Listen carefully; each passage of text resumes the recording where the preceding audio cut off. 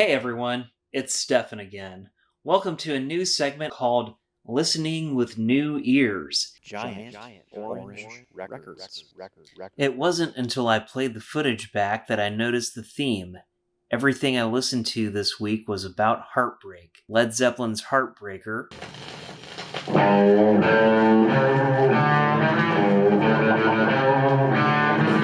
Ryan Adams' Heartbreaker, When you're young, you get sad. When you're young, the Mike Campbell book, and some Tom Petty. it's only a broken heart. And then we lost Ozzy.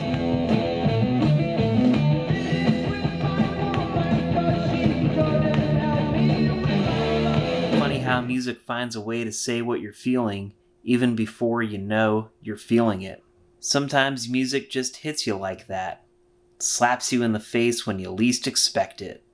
But when it does, it's always there for you.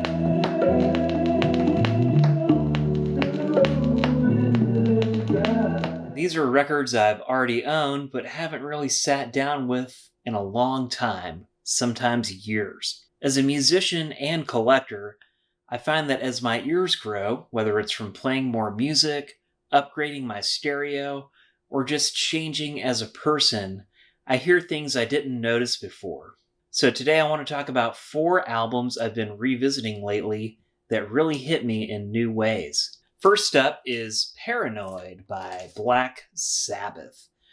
This was one of those high school staples for me, and like a lot of people, I went through a big Sabbath phase early on, but eventually I kind of burned out on them. I think I lumped a lot of this early heavy rock into the same category. Big, macho, over-the-top 70s guitar bands, and I lost interest for a while.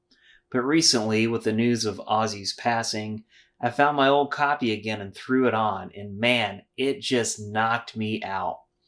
There's something so raw and original about it. It made me appreciate how ahead of their time Sabbath really were.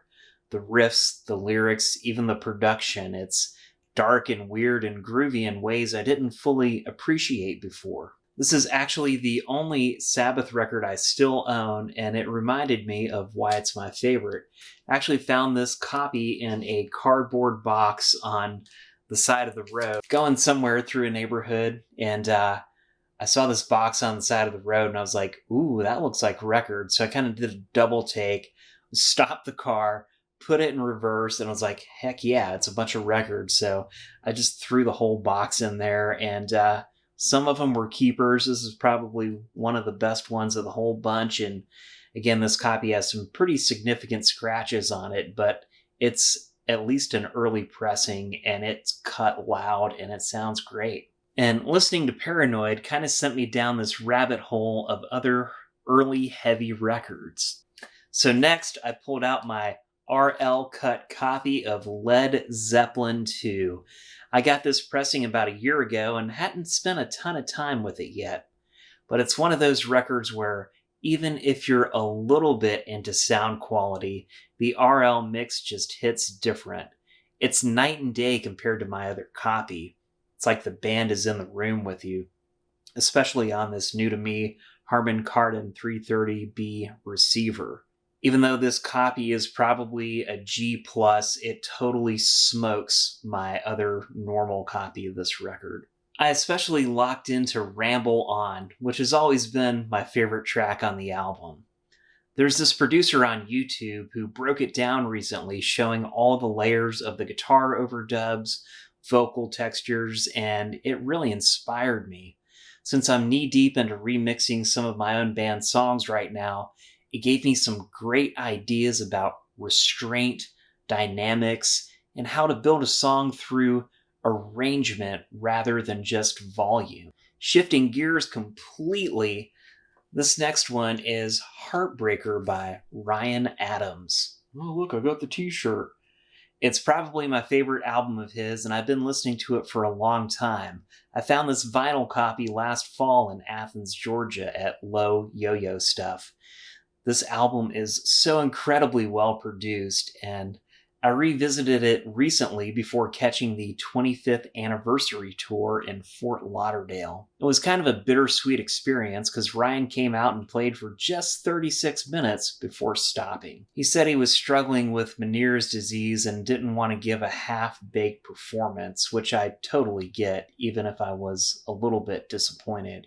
But hearing that made me go back and listen to the record with fresh ears. It's so intimate, and you can really feel the vulnerability in his voice and songwriting. Especially knowing what he's been going through and dealing with, it just hits different. And finally, I've been spinning Wildflowers and All the Rest by Tom Petty. This one hit harder for a different reason.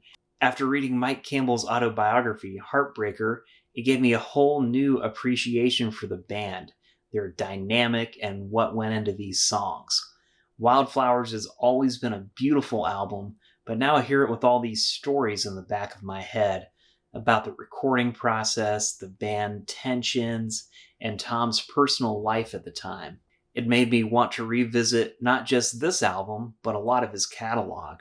When you know more about the people behind the music, it really deepens the experience. The Rick Rubin production and those guys having spent time with George Harrison makes this a more thoughtful album.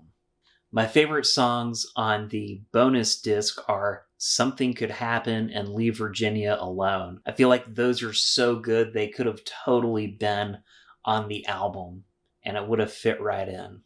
In these days, I have a much deeper appreciation for the musicianship of the Heartbreakers. Only some of the Heartbreakers were on Wildflowers, but golly, Mike Campbell's tasteful guitar playing is just, the lead guitar fits in so well. And what he does so well is he never plays leads over Tom Petty's vocals.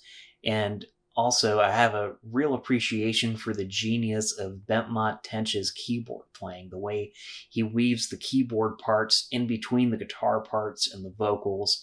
It's just so tasteful and so masterfully done.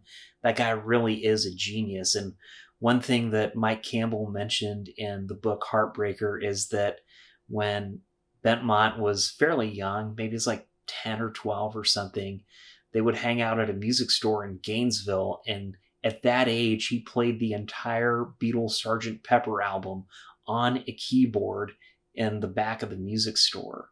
Reading the liner notes on here, they're extensive, that comes with this Wildflowers and All the Rest. It's a beautiful package, but I learned that on To Find a Friend, Ringo Starr plays drums on that track. And the days went by like paper in the wind. So yeah, that's what I've been listening to lately. They're not new records, but they're ones that sound new to me because I've changed. That's kind of what listening with new ears is all about.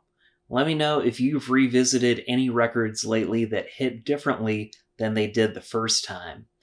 And if you've got thoughts on any of the albums I've mentioned, drop a comment below.